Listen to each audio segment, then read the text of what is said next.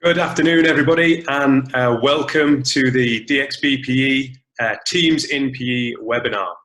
For those of you that don't know, DXBPE is the professional development branch of DASA, DASA being the Dubai Affiliated School Sports Association.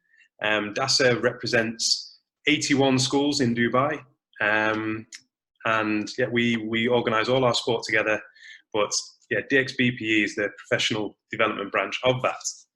However, we are open to absolutely everybody and anybody who would like to attend these professional development events. So thank you for joining us if you're in DASA or not.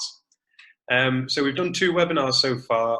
505 teachers have attended those from the Middle East, Europe, Asia, and the Americas. I think we've had around 240 of you sign up for this, which is really, really exciting. I'm just going to send a poll to you all. You should pop up on your screen, and I'm just going to leave that there running. It's just 2 questions for you to tell us a little bit about yourself, where you're from, and what your experience is with teams, and that will help us a little bit while we present. So while you're doing that, I'm just going to explain a few things to you and how the session's going to work. So it should last around an hour. If you're on Twitter, we would like you to post in the chat area your Twitter handles, and the panelists will be posting theirs. If you are tweeting about the event, that's brilliant, please do. Use the hashtags DXBPE and hashtag UKEdChat, because we know there's lots of people from the UK joining us, so it'd be nice to get the hashtags over there as well. Now, the main thing we need from you today is for you to ask questions, so we can answer and give you what you need. So that will be done through the Q&A function. Now, the Q&A function, you'll find that at the bottom of your screen, hopefully. It might pop up a different window. You can ask any question you want. The more questions, the better. However, we would like you to vote for the questions that you want answering. So have a look what other people have asked. And if you want to know the answer to that question, you think it's a good question, give it a thumbs up, and then that will upvote it and move it higher up the pecking order. And then at the end of the webinar, we will answer the questions that have been voted for the most, and we'll answer those ones first. Okay, so it's really important, as questions come to mind, pop it on there. The panelists might answer them live via typing, but yeah, we'll tend to answer most of them at the end. So I'm going to introduce the panelists now, and our first panelist I'm going to introduce is Neil. Hi everyone, my name is Neil Statham. I'm head of PE at Heartland International Dubai. I'm also on the senior leadership team at the school, where I've been in charge of the digital rollout for this period of distance learning. Thank you, Neil. And then Tom, please. Hi everyone, my name is Tom Lappin. I'm a new member of staff to Heartland PE department this year, and previously taught in the UK for 6 years, and this is my first year in Dubai. Thank you, Tom. Team Heartland represented here, and over to Linda, please. Hi, I'm Linda Parsons. I work at Deira International School for the past 3 years, and I'm in charge of the educational technology in the school and rolling out anything to do with Teams, OneNote, and Office 365. Thank you, Linda. Linda's also a science teacher, but an honorary PE teacher today in her PE talk. And finally, Liv, please. Yeah, hi, I'm Liv Flanagan. I'm at Jess Arabian Ranches. I'm head of academic PE, where we're currently studying Year 11 IGCSE Cambridge, also IB Sports Science and BTEC Sport. I'm also a workshop leader for the IB, and I also do some examining for the IB as well. Lovely. So yeah, we've got a real spread, and these guys really know their stuff with Teams and OneNote, so hopefully everyone will take away something from this webinar today. I haven't introduced myself. My name's Ed Mosley. I'm the head of PE at North London Collegiate School, Dubai, and lead on the professional development coordination for DASA. Right, I'm just going to end the poll now, and should be able to see the results with you all. So 28% of us are from the UK, a couple from Europe and Asia, and mainly from the UAE. So welcome everyone. the most popular vote is we're intermediates when it comes to Microsoft Teams, and quite a few beginners too, and the odd professional. So not sure who the professionals are. Feel free to make yourself known in the chat function. We might come to you later for some of the questions. Right then, let's get started. Our first presenters, I think Neil's been posting some Twitter handles for people to follow on that are related to Teams and PE. Is that right, Neil? Anything to say on that? I'll post in the chat some people who I think are very useful to follow for Microsoft and for Teams in general. Someone for Flipgrid, who Tom is going to speak about later, and then the Twitter handles of the people who are on the webinar today if they have. Excellent, thank you, Neil. So first, we're going to start off with a few top tips. I'm going to kick us off, so I'm going to share my screen with you right now. Just 1 second.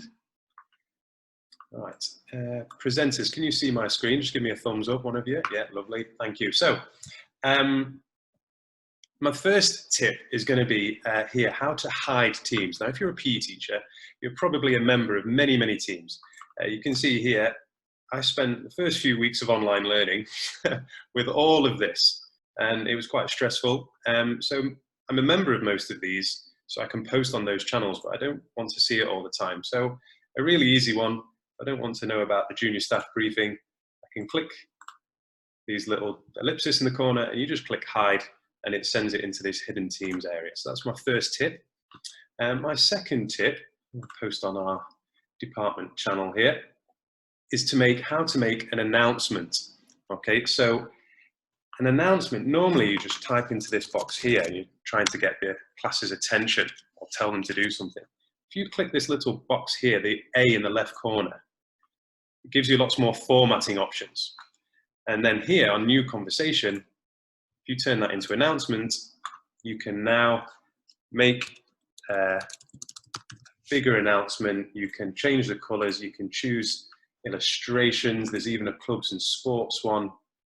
Okay, so we can do all that, we can give it a subtitle here, etc., etc. So that's a really good way to draw attention to what you're posting, especially if you're posting on class channels with other subjects and other teachers posting. You can really make that stand out.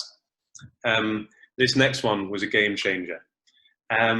Posting in multiple channels. So when you open this box into this extra formatting, this here option to post into multiple channels. So you can just make one post, you can get everything you need to say there. And if you want to send this to a whole year group, or perhaps the whole of the primary school or something like that, you click on post multiple channels, and then you can click select channels and simply go down and tick the boxes for the ones that you want it posting in. So then you can send that to all of these primary classes all in one go, and it'll save you a lot of time. And finally, use of praise.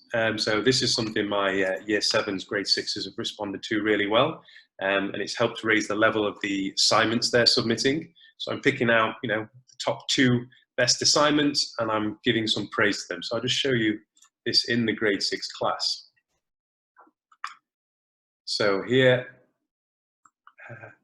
scroll up a bit. This is what the praise, looks like.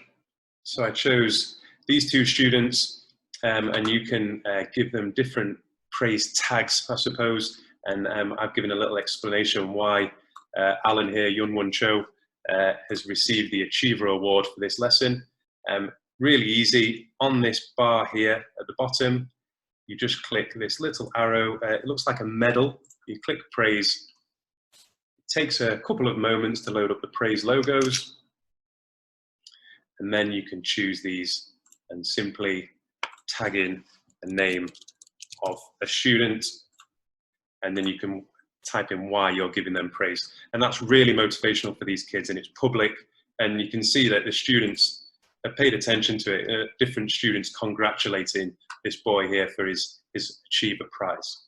Right, so there are a few of my top tips. I'm going to stop sharing and let Linda take over. Over to you, Linda. Hey, I've got to admit, this is my very first time I've done a Zoom meeting. So We're all learning together here. Okay, so there's two things, a couple of things I would like to show you, and oh, come on.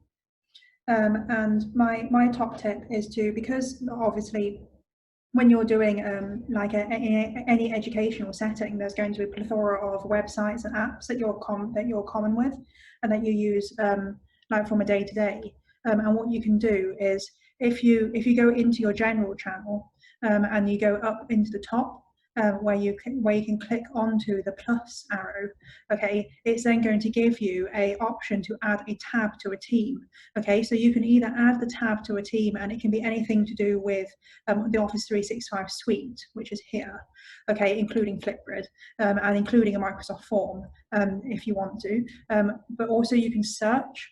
Okay, so if you use that search button, and can I find it on here? Yes, there's a website function, and you can put, like, once you click onto that website function, you can literally put any URL you want in there. So whether it be a YouTube channel that you want to instantly link to, so like any kind of like science or VR or PE like channel that you know is really good, it's going to automatically put them onto there, like without them having to like type in everything all the time. Or the thing that we use it for is we put on things like Caboodle and SentryTech and, you know, all of the educational websites that we use that require a username. So what happens is, as soon as they log in on their team, on your team on here, teams will remember their username. So it's going to be a lot easier, especially for the year 7s, the year 8s, the year 9s, even the year 6s that use it, for them to kind of remember all of their passwords and usernames there. I think one of the best top tips I've ever had for anyone, for the teachers and for the students, is that you don't need to reply to every single thing that comes up on the feed. If someone is just saying hello to you, if someone is just being friendly, like the human connection for teams, there's so much potential for that.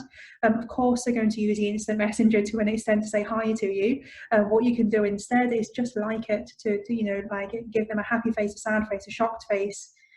Maybe try not to give them an angry face, okay, but like, you know, or a heart or a like or something, and like that's an instant way to kind of like show them that something has been read without having to constantly say like good morning to every single person. That's like, you know, that's maybe for live streaming instead. And I think now it's over to you, Ed, or do you want me to do another one? You carry on, Linda, do a couple more. So if you want to, I mean, like for my teams, I have very small teams, and we also have like the humongous teams, like for instance the whole of the school.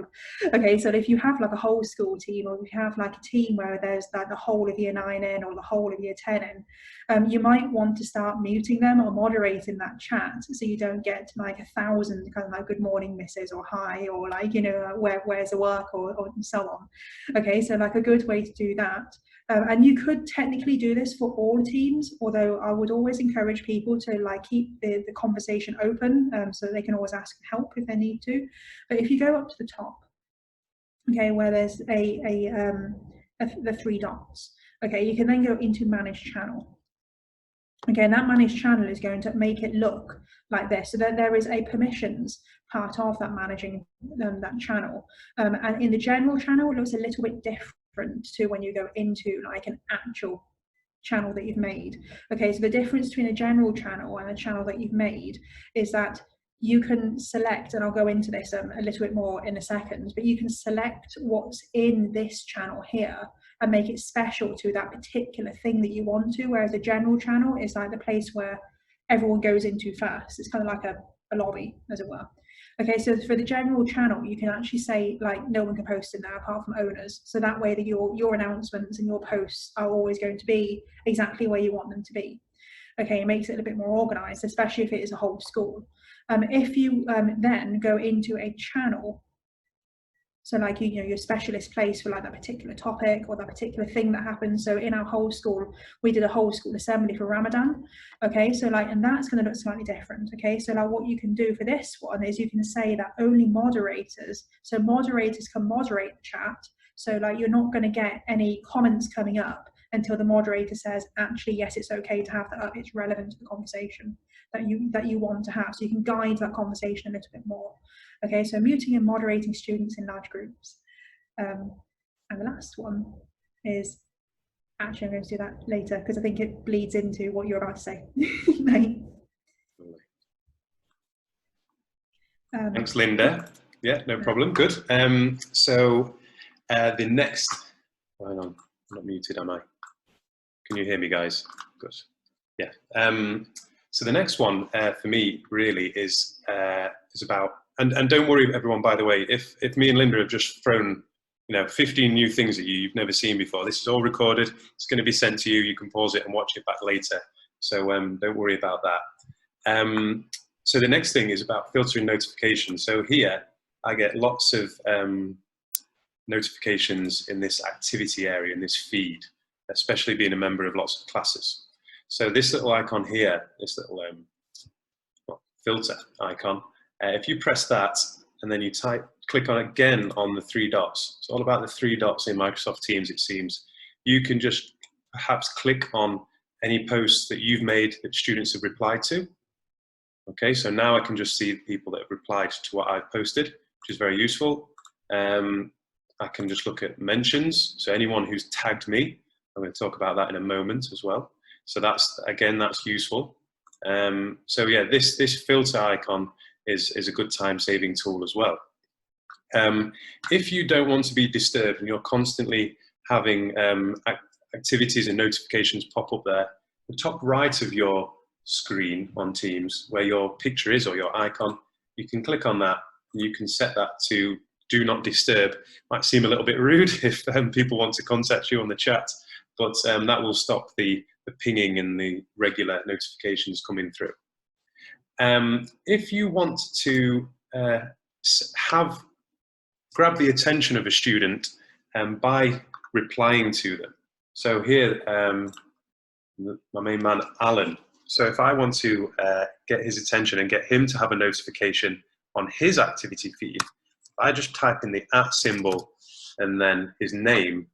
Now, when I send this post, he will have a notification, so he's more likely to see it. If I don't do that, he might not see that post at all.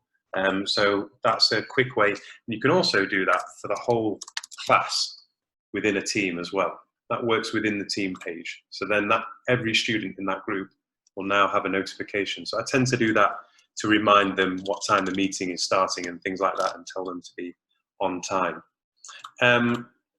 Just moving on from what Linda was saying there about moderating and muting students. When lots of our teachers and myself were getting bothered by the fact that students were muting them during meetings while they were talking. So one way you can do this is when you're scheduling a meeting, as you would normally do, here you must make students attendees. Don't just make the meeting and then post a link. You need to write their names as attendees, okay? And then if they're attendees, they will not be able to mute you. They can still unmute themselves after you've muted them, but they will not be able to mute you. Okay, now it may be a little bit of a pain to type everybody's name in, but I assure you it's better when you're in the meeting. And if you make this meeting repeated, because you know every week what time your lesson is, then you only have to do it the once. Okay, so there's another few tips there. I'm going to hand back to Linda. Or muted Linda. Yeah, there you go. Really. There is something that I'd like to add, actually, just whilst you're just on the back of what you just said.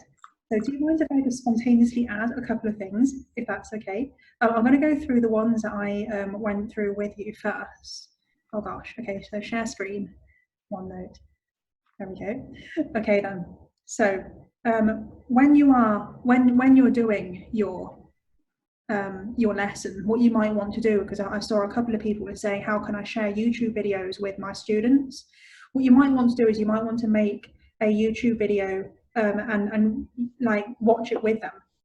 Okay, so like this YouTube video perhaps is maybe some instructions that you want to show them. Okay, and you want to watch it with them to make sure that, like, they're watching it at a pace that you want them to watch it at.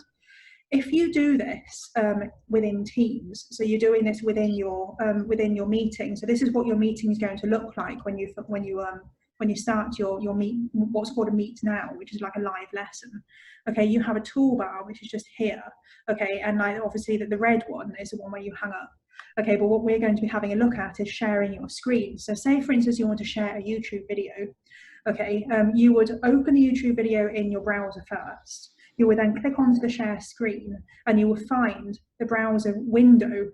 Oh no, you can't see that. You brand the browser window and it will come up just underneath here, so you can just kind of like scroll through windows. What is really important, and what was a game changer for me, was include system audio, because otherwise your video will be on mute. Okay, and that's one of the things that, like, 3 weeks in, we suddenly realised that the kids couldn't hear anything. So that's really helpful. Now it does depend on your Wi-Fi connection, and it also depends on the child's Wi-Fi connection as well. So like there might be a slight lag in sound compared to the video, but it's generally okay. The only thing you can't do is show things like Netflix, because it will black out the screen because of copyright. So like when a couple of other things. Now I'm going to have to do this live, so you can still see my screen, right? If I go on to Teams, can you see my Teams? Yeah? Okay. Yeah, we'll be able to, yeah. We can't see your Teams right now, though. We can still see your PowerPoint. Awesome. Okay, then, so I'm just going to stop sharing and work out how to do this. Okay, so yeah, I think it's this one. Okay, so like I'm in the team that I was in like earlier, okay, and a slightly easier, if you don't want me saying this, Ed, sorry, is if you want to start a meet now and make them all attendees quickly without having to type in, or because I mean this group for me is like 30 students, okay, to type them all in, like, you know, and have to like teach back to back, I found really stressful. Okay, so like I set a scheduled meeting. And you set the scheduled meeting. So for instance, you set it at like 3:30. You set it a couple of minutes after, like, you know, before like you want to actually present. You then click send. I'm just going to put example at the top, because otherwise you're going to get confused. Okay, so you then click send, and then you go back into. So you see there's a purple banner here. Okay, if you go, hang on a second, sorry. If you just go into that purple banner now, we click on the 3 dots. Okay, you click on that 3 dots, go into meeting details. Okay, go up to meeting options. Now I've actually made a handout for this, so if I'm going too fast, I do apologise. I'm just going to stop sharing my screen now, because I want to share with you a third screen. Sorry. And it's going to open your browser. Okay, so I'm just going to share with you my browser now, hoping you can see that there's example. The meeting things come up. Okay, and all you do is you go down to the bottom here and you say who can present. We don't want everyone to present, because you don't want people to be muting each other and kicking each other out and, you know, just generally being like students. Okay, so you change that to either specific people if you have a presenter, or you change it to only yourself. Now, if you decide that a student would like to share their screen halfway through because maybe they're stuck on something, you can always go onto there and click on the 3 dots again next to their name, next to that participant name, and you can change them to a presenter and then change them back again if they're messing about. So that's a kind of another way that you can make them into attendees. And those are my top tips. I'm done now. Thank you, Linda. Thank you very much. Right. I appreciate those of you that are intermediates. You may have know lots of these things. I just learned that from Linda, so thank you, Linda. I shall be doing that in future. I suppose the last thing that I wanted to show you was on your Teams screen. So this will be my last share. One thing, because we're showing you lots of things here, but there's lots of other things Teams can do. In the corner here, in the bottom left, if you click apps, and then, Neil, you help me out if I get this wrong. Was it apps and then help? Oh no, sorry, under apps, you press help. And then within this, you have all of there's lots of different training videos created by Microsoft. So often, you know, we're looking on YouTube, we're trying to find a good YouTube channel or something like that that shows us how to do things. You can see there's lots of different things in here, all categorized, nice and neat. A help icon is not something you usually click on because you think you can figure it out yourself, but highly recommend that. Okay, so that's it for us. That's lots of basics and lots of quick tips that can help you. We're now going to get into something I think somebody had already asked about in the chat. Now, just remember, everybody, please use the Q&A function for any questions that you may have, and then vote for them, okay? And then we will come back to those questions. Please don't post questions in the chat or directly to us as panelists, because your question could benefit other people as well. So please use that Q&A function. So I'm going to hand over to Neil and Tom, and they're going to talk about live events in Microsoft Teams. Hi everyone, I'm going to try and quickly whiz you through some of the methods that we use to deliver lessons. So at the moment, everyone who's watching will probably be a mix of synchronous, so live lessons, asynchronous, so static offline lessons when they all access at separate times, or some people like us will be using a blended approach. Whichever way you're doing it, you can do that all within Teams, and you can possibly do it more efficiently than you're doing it at the moment. So I'm going to try and quickly whiz you through it. The reason we try to do this in Teams is to avoid linking to third-party places where we can. So sending kids to YouTube, you know, it's definitely a way of doing it. We try to avoid it just because of shared devices in houses, accessing other people's viewing histories, and all sorts of other mischief that the kids might get themselves into. So two things that I'm going to share with you today. Number one is the live function in Teams. So hopefully you can see my Teams screen at the moment. I'm looking for a fantastic, I can see a thumbs up. So Teams has got a live streaming function where you can stream to everyone within your team if you want. So you can see in my calendar here where you might schedule a new meeting. If you just click below that, you get the option to schedule a live event, and it takes you to this screen here. So here you can set up a live event. You can schedule it for any time that you like. And the only thing that you need to help you bypass this is you need to make sure you have a producer and a presenter. So I'm going to put Tom in as my presenter at the moment. There's lots of great guides on this on Microsoft as well, by the way, but we'll push on now. You could make this specific to people in your organization, so they authenticated basically, so they need a login to sign into the live stream. Or if you want to reach further, you can make it a public event. And anyone who's watching on a desktop will just be able to click on the link like you did today. If you're watching on a tablet or a device, you'll just need to download the Teams app and it will get you there. Other benefits from it, which you might not get on other streaming apps that you're using, the recording stays live. So after we live stream our lessons, kids who missed it can click on it. We can go back and review it ourselves, so it auto saves, there's no upload. It can caption into different languages automatically for you using the Microsoft software. So the accuracy is between 80 and 90%, I would say. You can also get an attendee engagement report as well. So we use this for our assemblies where we ask kids to be there when we live stream it, and then we can see afterwards who was there and who wasn't there, which always surprises them when they get that tap on the shoulder. Then once you've done it, I'll show you what it looks like behind the scenes quickly once I've scheduled this. So I can see my live events ready to go. I get a link here I can send to people, and behind the scenes, it will look a little bit, hopefully like this. It will take me there's my test stream reminder. It'll take me a second to click in, and you'll get to a screen that looks like this. And from here, it's best for you to go away and play around with this yourself. But you've got the option to push different things into your live feed, and it's literally a case of starting it. And once you press start and you have something in the live box, everyone who's watching can see it. So we deliver some lessons like this every day. This is how we do our live content. We've done whole school ones, and just now we've started to split into Key Stage 1 and Key Stage 2 for different content.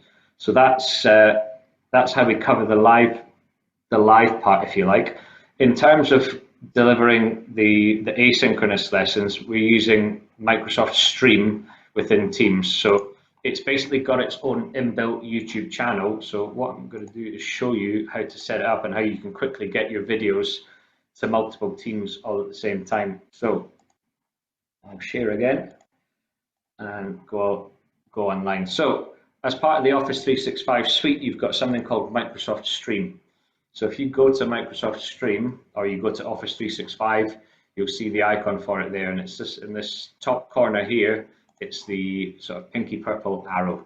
So if you want to get a video and you want to get it to lots of people as quickly as you can, the first thing you're going to do is create a channel for it. So like you might do with the YouTube channel. So we're going to call this Stream 5 test. Why not? You can put a description for it, and for now I'm going to make this company wide because I might want everyone in the school to see the videos that I put in here. I can even add an icon to it if you like. Just need to move this box out of the way, and then we press create. So I've got this channel now and I'm ready to start dropping videos into it. So it's literally a case of, if I minimize this, here's a video I prepared earlier, and I'm going to just drag and drop it in, and it's in the process of uploading it now. So I'm going to call this one PE stream video, and other good functions, again, you can add the description. It will detect the language for you. In terms of video permissions, this is a channel, so we're going to share this with anyone who has access to this channel that we've just created. And we've also got the option to, if we want, tag certain people or presenters in it. I don't like to put that one on. I usually always turn off the comment section as well. And if you want to, for EL or SEN students, you can add a captions file. So it will auto detect the language that you use in the video, and then it will produce a captions file for you. It also gives you the chance to go back in and edit it as well. So you'll find that it doesn't, if you've got an accent like mine, it won't pick up everything that you say perfectly, but it will get fairly close. So for now, to save myself the embarrassment of that, I'm going to turn off captions. And I can see there it's ready to publish to everyone who's in this channel. So I'm going to press publish, and PE stream video is ready to go. So I can go back and I can see all the channels that I've made. So remember, this one we made was called Stream 5 Test. I'm going to go back into team, and here's the test team I've made for the webinar. If I want everyone in this team to see the video, I'm just going to click on the plus, and I'm going to click on Microsoft Stream, and I'm going to add this whole channel. You can add a single video if you like. I'm going to add a whole channel because I'm going to be adding lots of content to that, and hopefully we can find it. Stream 5 test. I'm sure I called it Stream 5 test. Well, it can be a little bit temperamental. Okay, if you get stuck with this problem here, because we've now got so many stream channels in our school, there's an easy way out. We just come back to Microsoft Stream again, and we can get a link for our channel, and we can paste it in. So if we go to my content, I find my channel again. I've got a house full of people on distance learning, so it's gonna choose this moment to slow me down. Might be faster to just, oh no, we're there. Might be faster to show you what I made earlier. I can share this channel. So here's my link. I'm going to copy it, and I'm going to paste it into my team. So I'm going to add my stream. I'm going to link this channel. I'm going to call it, there it is, and I'm going to call it Stream 5 Test and save it. And now everyone in this team will get access to every video that I put there. And so the video comes in straight away. I can link that over and over again to as many teams as I want. So if I have 10 classes in year 1 and I want them all to see the same video, I just link them all to that same stream channel, drop it in once, and it's ready to go. So, but that's Microsoft Stream in a nutshell for you. I'll try not to take up any more of your time because I know there's lots of others to go. But if there's any other questions about streaming or Microsoft Stream, then please do put them in the chat. It's worth noting as well that any lessons that you record live get uploaded to Microsoft Stream as well. So if you record a lesson, record a meeting, you can then bounce that into multiple stream channels as well. So in theory, one teacher could teach one lesson and then send it retrospectively to other classes. If you teach a topic, you've absolutely nailed the lesson, you want to get it to other people, ping it into their stream channel as well. Thank you very much. Thanks, Neil. I think we're next over to Tom, who's going to talk. Is that right, Tom, talking about channels, or was that the bit that Neil just covered? Neil's just covered that. I'll come on later. Yeah, right. Yeah, no problem. So I think we are back to Linda then, briefly. We're going to talk about breakouts. Linda, if we could ask you to be as concise as possible, because you and I, we rattled on a little bit at the beginning there, so we're trying to keep this to an hour. Thank you. Yeah, I think this is going to be quite a fast one anyway. So it's like three main ways that you can integrate real group work, incorporate real group work into using Microsoft Teams, into using the Office 365 suite. And the great thing about it is that, sorry, I'm just going to get my, the great thing about Teams and also OneNote is that we can do this with any group. Okay, so from early years all the way to year 13. Okay, so the first way that I would like to show you is to say like that you don't have to just make a meeting with the whole of the class. You can make a meeting with you can host 4 meetings all in one go.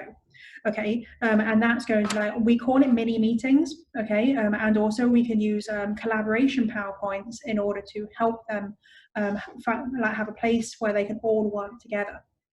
The way this works, okay, is literally if you go into, so I'm just going to stop my the screen now, and I'm going to go onto my OneNote. Sorry, I'm just going to go onto my Teams. Okay, if I show you now, because I think there was a question on how do you actually make a just make a regular meeting. If you go down to the bottom and click on the Meet Now. Okay, and then when you're inside that meeting, you can then click and you're talking. So I don't want to click it now because I think it's going to cut the call. Okay, but if you then go back onto Teams and then go back into your team, so I'll go into my science class and then click again on that Meet Now function, you will create a second meeting, and you can do that up to 4 times and then divide the class up into 4.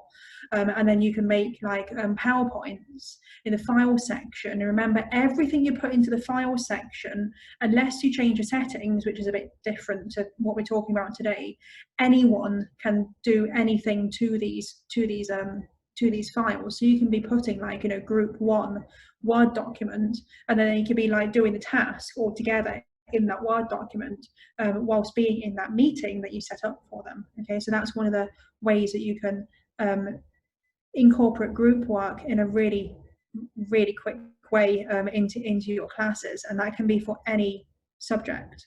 Okay, and they will already have these because everyone's going to be using Office 365 or Teams with your classes. Everyone will have these inherent skills of being able to go onto a PowerPoint online. I would highly recommend that you click on the dots at the top and you open it in the PowerPoint app.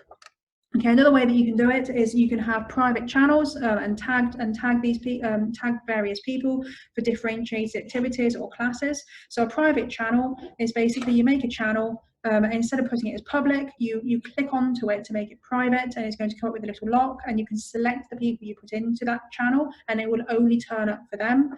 Okay, good for really big groups, good for interventions. So my year 8 science class has a couple of people that are in need of more support, so put them into the personalised learning channel where they can talk to each other. Okay, and finally, there is a tag function, which is new. Okay, this tag function, you can tag whichever, you can make whatever tag you want. Okay, so we've made tag for personalized learning, we made tag for students. Okay, so if you have all your tags as students and you at the thing at the bottom, okay, when you are doing a conversation and you at students, only the students in that group, or only the people with that tag will be alerted to that particular message.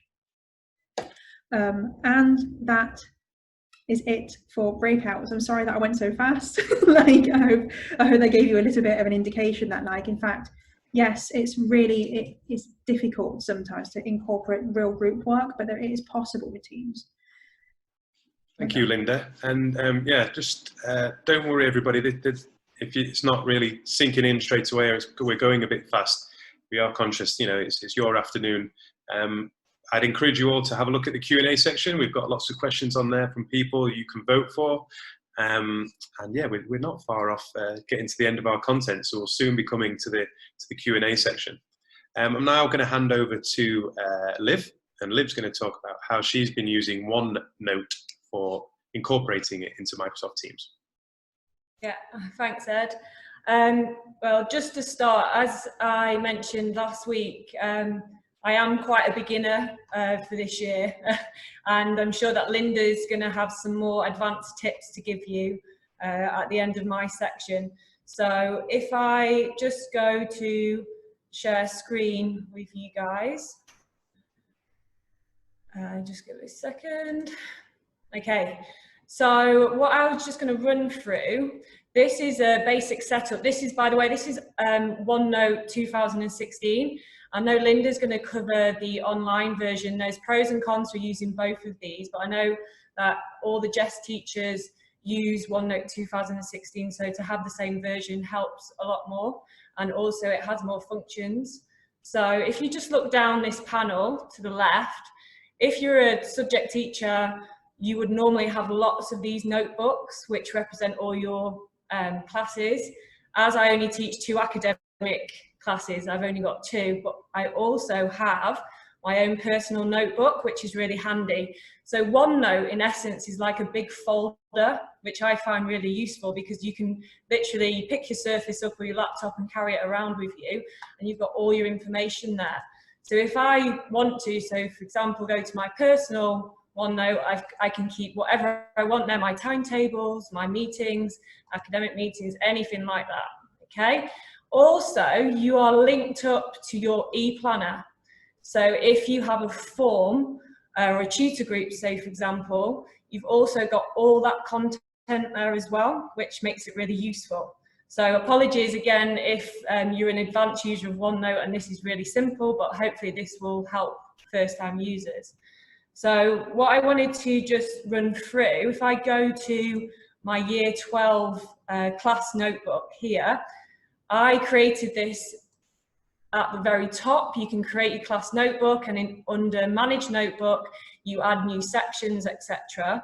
And as I showed you last week, one space that's really good, so there's lots of different spaces within the class notebook, and it looks a bit scary to begin with, but as you go through, you get to understand them all.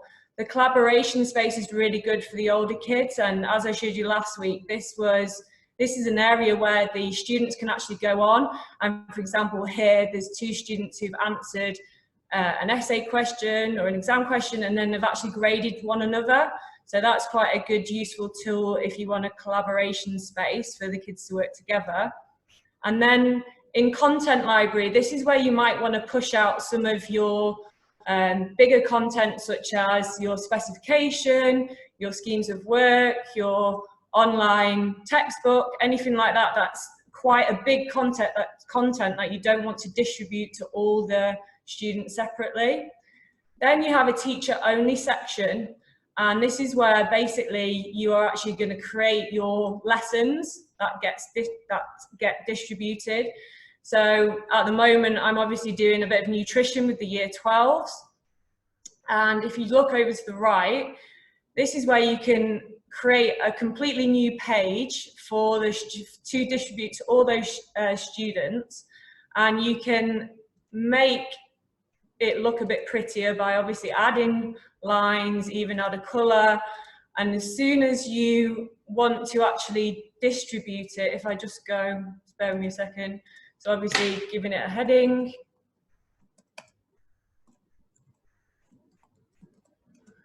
Okay, and you can obviously set up questions there, exam questions or inquiry questions, where students can reply straight away.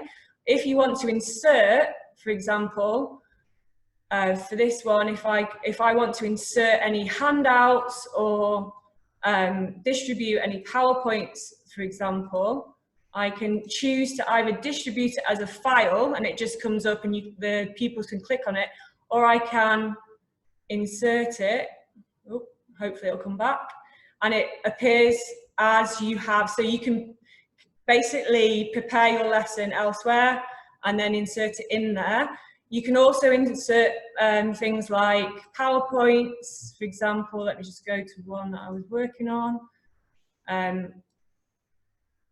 and attach as a file so it doesn't come out as big. And then just to make sure that your pupils receive all this information, you must make sure that you distribute the page. So you just go to distribute page, go into your section, and then all the pupils will then receive that page and they can work off that page. So it's really good to pair it up with Teams because you can basically direct them to a certain OneNote page. A function that I showed you last week, if I just go back to go to class notebook at the top, review student work. This is something that I found really useful recently.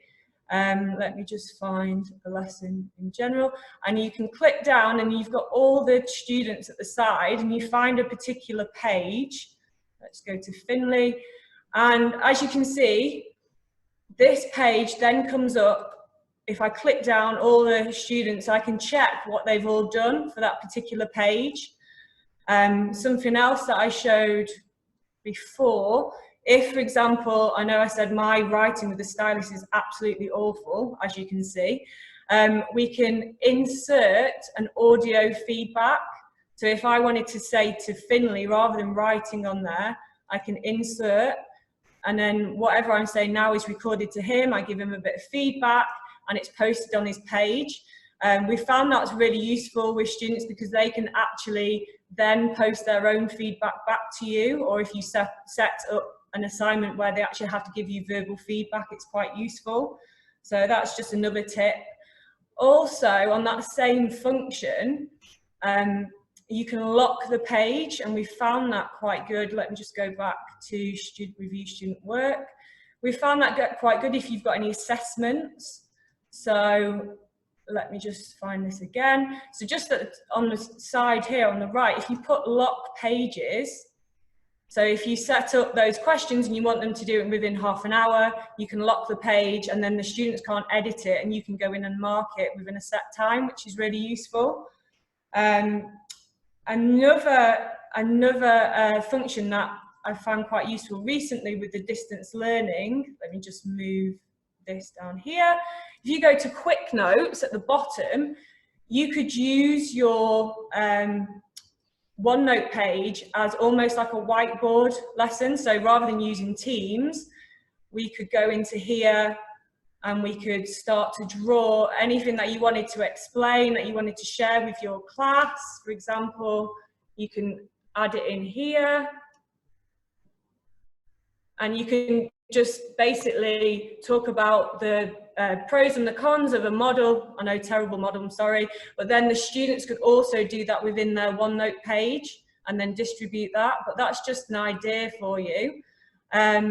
So that's all very basic stuff, and I'm sure Linda is going to give us some much more detailed advanced tips for OneNote on the internet, sorry.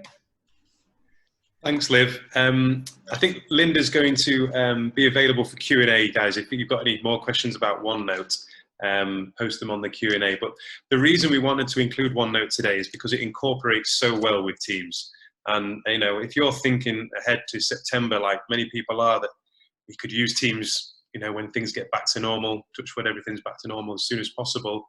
OneNote is going to be something really powerful it's worth looking into and investing your time into.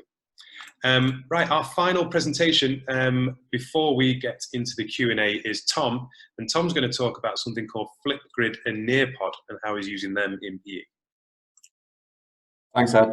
Hi, everyone. Just going to go through two applications called Flipgrid and Nearpod. Just want to show you it's quite a powerful feedback tool and very engaging for students that you can either present live or you can put into Teams as assignments that students can do in their own time. So I'm just going to share my screen with you first and foremost about how to do a Flipgrid. So hopefully you can see my activity page that we've got at school. So very simply, you can go onto the Flipgrid page, again, similar to how Neil did it through Stream. You go into Office 365, you click on your apps. It might be under the More section, and you'll see the sort of symbol at the top here, which is a green cross called Flipgrid.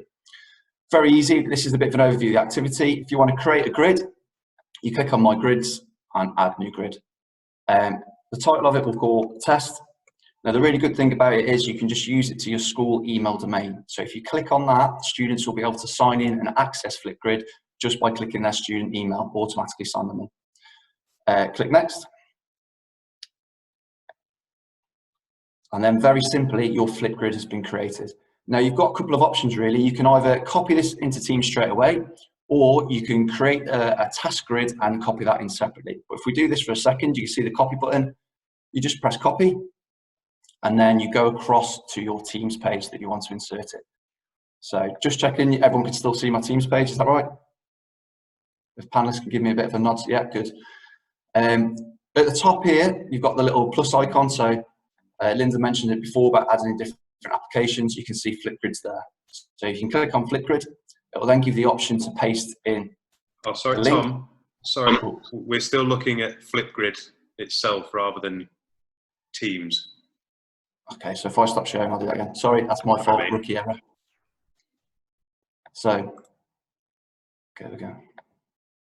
Take two. Okay, can you see it now? Is loading. Can you see my team page? Not yet. It's loading. Yeah, it's good. It had a little bit of a delay last time as well. Don't worry, it'll pop up in a moment.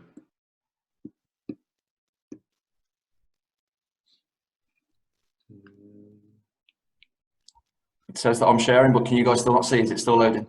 No, it says you've started sharing your screen, but it's just a black screen. Ah, there we go. You're in. Right, good. There we go. Maybe a little bit of lag going on there. Okay, if you go to the top and you click the little plus button that Linda talked about previously, if you add an application, you'll see there is Flipgrid. If you click on that, it'll come with the option that you can paste the link that you've just copied. So it says it's been found, save the channel,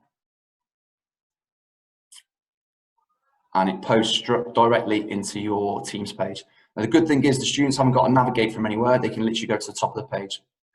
I'll come back to that in just a second. So I'll stop sharing and I'll go back to my original page onto Flipgrid. So we can go back to that. I can show you how to access it and how to create it. Hopefully this page is loaded a little bit quicker. Yeah, good. It's working. So you can see in here, once you've created it, this is where all your grids are stored. So we've got different grids for different year groups, and the little blue one sort of airplane means that you've got a pilot, so you can add other teachers in that they can share content also. So if we click on the test one that we've created, we can see here you can either say hello to your students so they're aware of this has been created, or you can add a new topic. So if we click add new topic, you can call titles to say we're going to do components of fitness, and I don't know, say provide, whatever, if we're providing an example or whatever it might be. You can change the setting of how long you want the students to record. So they could record back to you for a minute. Depending on what it is, it could be 5 minutes. So we've used it for talking about planes and access in GCSE. So they've been talking from between 3 and 5 minutes. So usually use it for 1 minute for core PE lessons. You can add in different types of media, which is really beneficial. So you can add in things like PowerPoint, or you can add in Nearpod, which we'll come on to afterwards, or Kahoot, if you want to add like a bit of a quiz. Now, the really important thing is this more options here at the bottom. Once you click more options, you can go down to the moderator status. Now, this is quite important because at the moment it says there's no moderation. So students, when they come to hit reply, which I'll show you in a second, anyone can upload anything without you first moderating it. Students can also see each other's videos and comment on those videos. Personally, when I use it, I like to take this off and to enable moderation. So that means that once students have submitted videos, they can't see what other people have submitted. So it's just a little bit of a safer way, and kids are a lot more confident in submitting work because they don't feel they're going to be judged by their peers. Once you're happy, just press create, and you can see that your topic is ready. Now, if you wanted to, if you didn't set the copy before, you could do it at this stage here. There's also a QR version if you wanted to.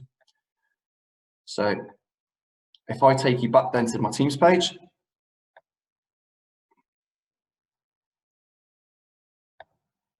and share that with you, you can see that obviously we're back to this stage here. The students, if it's obviously just on their general post, they'd click at the top towards their Flipgrid, and you can see that it's embedded. If they click in log in with Microsoft, then because it's linked to their student domain will be saved in there. They can click on it and they can save their details as remember me, so they don't have to input it again. You can see here it comes to your home page here. Now, what's also really important is at the top, you can see there's a code. Now, this code, if the students want to put it onto their handheld device, so their phone or their iPad, if they enter this code into the Flipgrid app, it will automatically take them to this page. And once it's been done once, it'll save it there for them, so it's easy for them to access. Particularly if they're recording videos, quite a lot of them like to do it on the phone. Once you get to this page, you can see there's an option to record a response. So the students will click the green button, and it will take them to this page here. The only issue is I'm not sure I'll be able to share this with you while in obviously a Zoom call, because it'll take my camera and mic. Once you press onto the green button, there's different options that you can select about how to record a video. It's very easy. You just press the video button to record. It records for a minute, they press stop. Once they're happy, they press submit. Once they've submitted it, what will happen is it will then go back in towards your Flipgrid page, which you've got at the start. So once it's in your Flipgrid, so if I go to a grid previously that we've done, so you can see the different grids. If we was looking at, for example, GCSE, we went into Leavers experiment. These videos that the students have produced are all hidden, so only I can access and view that. So if I wanted to, I could click on the hide button and make it active. If one of the students has done a really good video about whatever task you set them, you can share that with the group as basically what a good one looked like. So it's just a nice way that you guys can then provide feedback. If you clicked on the video, it then played straight away, and you could record feedback back to them, or you could send it back to them through email, whichever way is easiest for you. So that's a real whistle stop with Flipgrid. It's brilliant for feedback, and our kids have really got into it, that once they've started to be comfortable with submitting work, whether it's a fitness task, it could be a circuit, it could be doing that they have to do a coordination task, whatever it is, it's evidence for you to show that they've actually completed the task that you set them. The other thing I'm going to show you very quickly is something called Nearpod. Now, Nearpod's been around for quite a few years, but the good thing about Nearpod is its compatibility with Teams. So if I go back to my Explorer for a second, and I'm trying to, wait for one sec, click on Nearpod. This is the Nearpod page here. So very simply, a bit like in OneNote, you can transfer PowerPoint presentations in really quickly and very easily. All you have to do is, at the top of the button here, you press create, and you create your own lesson. So there's different topics. I'm going to show you very quickly about collaboration and also the different features that can be done within Nearpod. So one of the lessons that we've done when we're talking about planes and axis, if I show you as a preview what the student gets. Now, again, this is compatible to student devices that they can download it on their phone or on their iPad. And I'm going to show you in a second how we can insert that into Teams, that it navigates straight to this presentation without them having to click on any external link. So you can embed different tasks, which is a little bit different to obviously PowerPoint. So you can see on here, it's a bit of a pairs game where they have to match. So if they were looking on, for example, frontal plane, they'd have to click it and it'd tell them how many tries has been done. Different tasks like that. You can also embed videos. So you can put a video task in for them that they could watch live.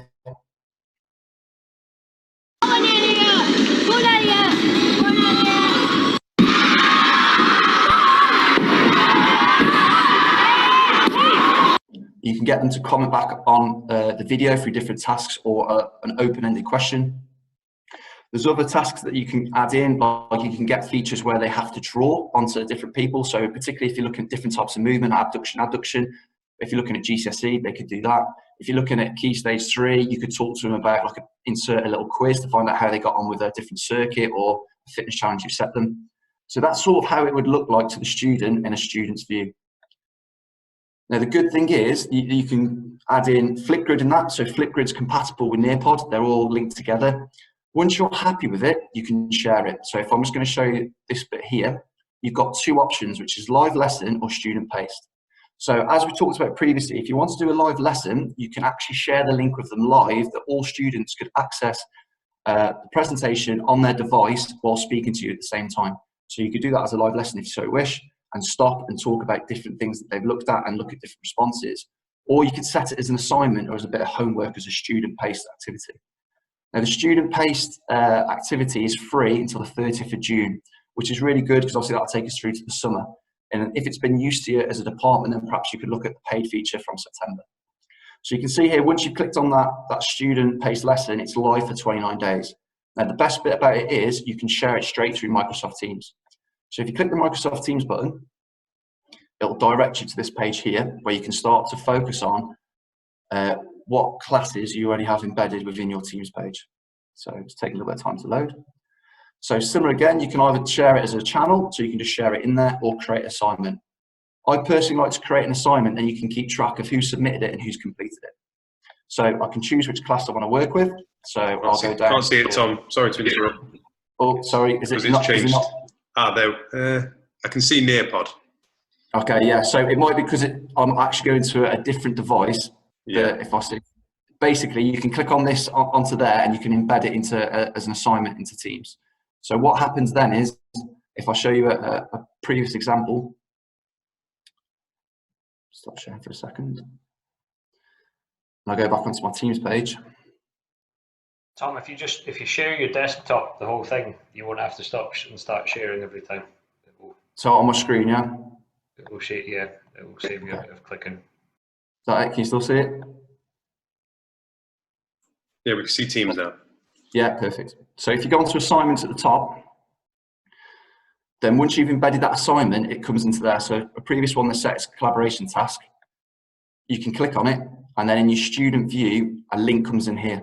So straight away from that link, you can add in your example. So on here, the instruction is reaction time or power more important for a 100-meter sprinter?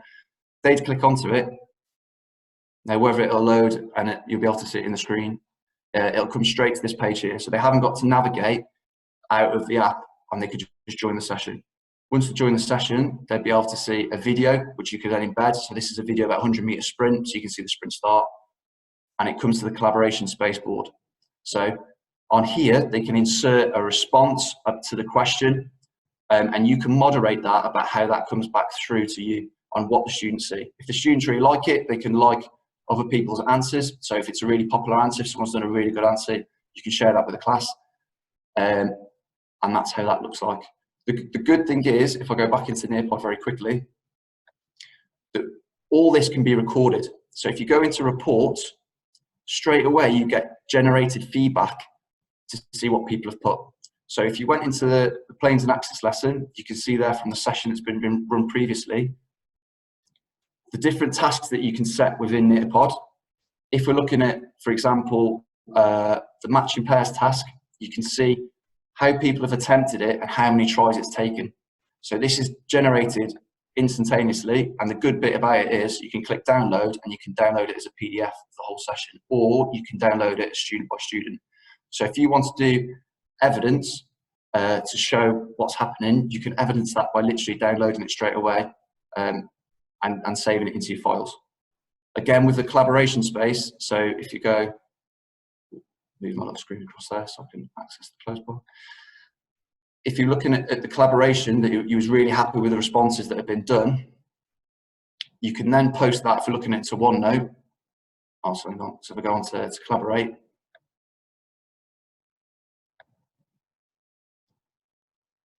you can see up here, this is the option that you can do as pending posts if you put a secure safety feature on it. And if you really like what you're doing, you can go onto the snipping tool, save the whole page, and input it straight into OneNote. So that's saved there for the students, and all their work's been saved, and again, you can go back to it. So I know that's a bit of a whistle-stop tour, but the good features of Nearpod is it's really interactive. So the students can do it along with you, which you can monitor their live progress, or you can go back as a student-paced lesson for assignments to see what they produced. So I think that's the hardest thing that we found, is gaining feedback to make sure students have done what you set them. So they're quite easy to use apps that perhaps you want to give a go. Thank you very much, Tom, and thank you, everyone. We've thrown lots at you all there, really aware of that. I'd say if you're joining us from the UK, we've been doing this for 5 weeks now. We're in week 6. So if you're in week 1 or 2, some tips would be pick a way that you do it and try and stick with that, so your students know what to expect each week, know what they're coming into, and get used to things. Don't throw in Flipgrid, Nearpod, OneNote, and every live sessions all at once. Drip feed this in. Live sessions are are brilliant for engagement and connection. Heartland, Neil and Tom are doing lots of those for their PE lessons. It's actually a smarter way to work as well as PE teachers. You can broadcast to lots of people at once. So I highly recommend you look into live lessons. Pre-recorded is good at first, but it tails off after a while. They get a little bit bored of it, and it takes a long time for you to record and edit and put something professional together. So Neil has been busy away answering lots of your questions on the Q&A section. Thanks, Neil. So we're just going to look at a couple of those now, and although Neil's maybe answered them in type, we just want to make sure everyone's seen those. So one of the questions was, can you schedule posts to go out onto various team pages? Neil, you've commented on that. Do you want to just explain that a little bit more? I think the question was, can you schedule in the future? So could you write it tonight and then schedule it to dump out into multiple teams in the morning? I don't think you can at the moment, but I know it's a feature that's being worked on as they speak. So for that, we usually use assignments. You can, so you can schedule an assignment to go live at 9 o'clock in the morning or whenever you like in the future. But it's Microsoft Teams has got something called User Voice and Roadmap, which you might be aware of. You can search for both of those. The User Voice has got the most commonly requested features in there. So I think at the moment, auto schedule announcements has only got about 400 and something votes, so it needs more votes if you want to get it there. But the roadmap will tell you what's being developed at the moment and what the ETA for those to come out is. Thanks, Neil. Chris Pearson has asked if there'll be any handouts. There won't be handouts as such, Chris. I know Linda might have a couple handouts that she could share with us, but we'll send out a recording of this. I'm going to send out links to good places that Microsoft have already provided professional content that you can look at, as well to sort of tutorial videos and things you can read. Is there a limit to the size of videos? Neil, again, go to you. There will be. I haven't reached it yet. So we've uploaded, I think, videos that have been up to 50 minutes.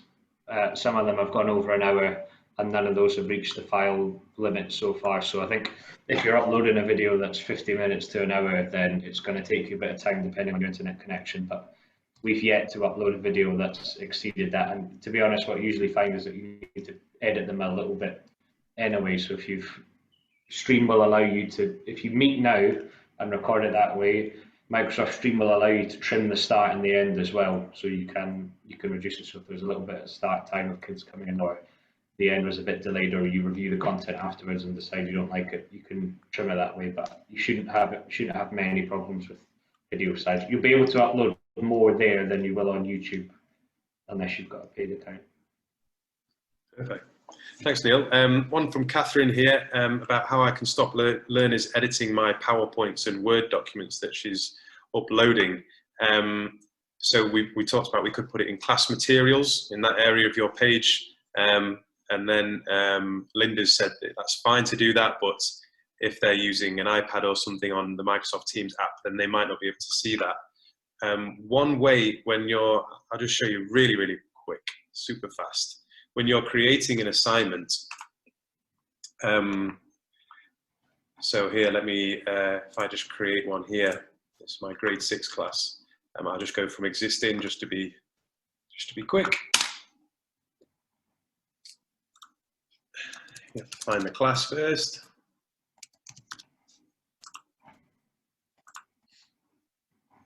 So this way, what I'm about to show you is showing how they can edit their own version or download it, something like that. So we've been doing some health-related fitness with our guys, and there were attachments and things they were required to edit. So here you can see the circuit template. Edit this. I am being crystal clear with my class on what they need to do and the expectations are. But you can see underneath there, underneath the title of the document, it says students edit their own copy. Now this is still loading up and everything, but you can change that. So they can't edit it, or they can edit their own copy. And if you allow them to edit their own copy, it actually creates them their own little copy, obviously, and it makes it easier for them to upload without that, they have to download it. They get that banner at the top that says read only.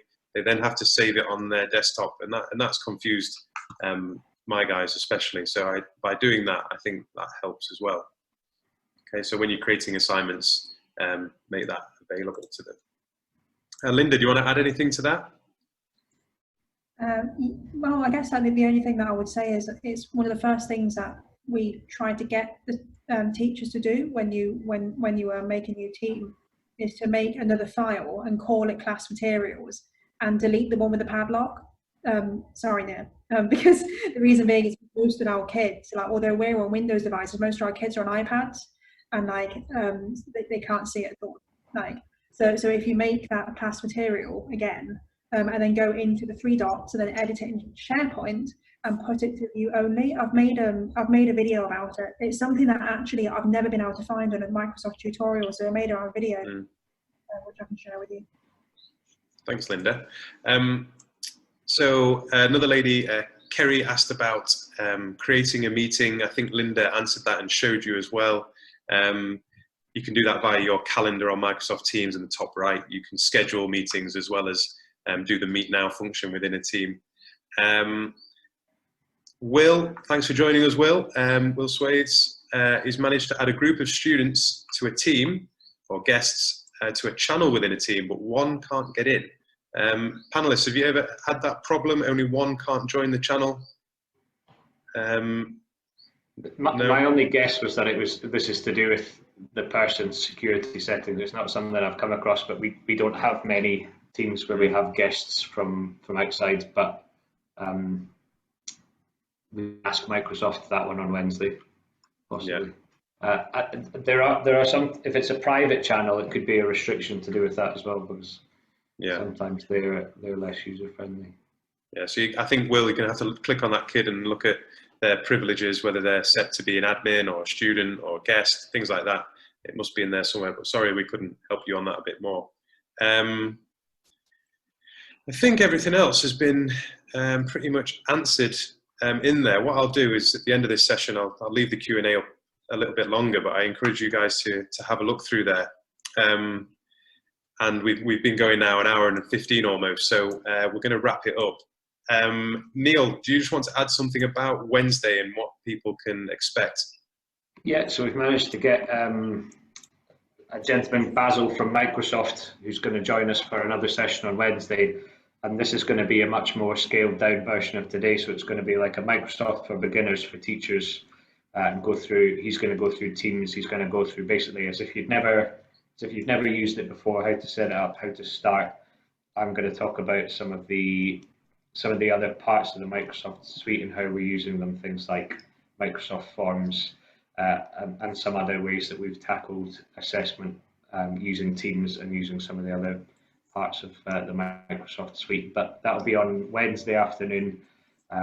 Like I say, a guest from Microsoft joining us, so a great chance for you to ask direct questions. If we don't know the answer, then if Basil doesn't know the answer, then the answer is possibly not there to be found.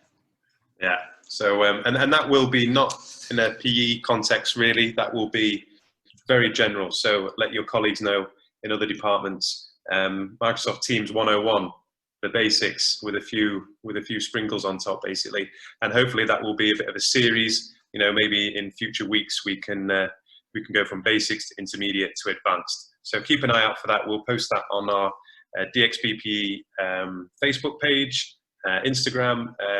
Neil and I will be tweeting about that as well, so give us a follow on Twitter so you don't miss it there. And just thank you very much for joining us and giving up all this time of your afternoon. Thank you so much to the panelists, Liv, Tom, Linda and Neil, for sharing your expertise. Really appreciate it. And yeah, I'll complete the poll in the exit email that you'll receive, and I'll send out a recording probably tomorrow for you, so sometime tomorrow. Thank you very much, everybody. Panelists, anything to add? All happy? Excellent. Thank you all. See you later.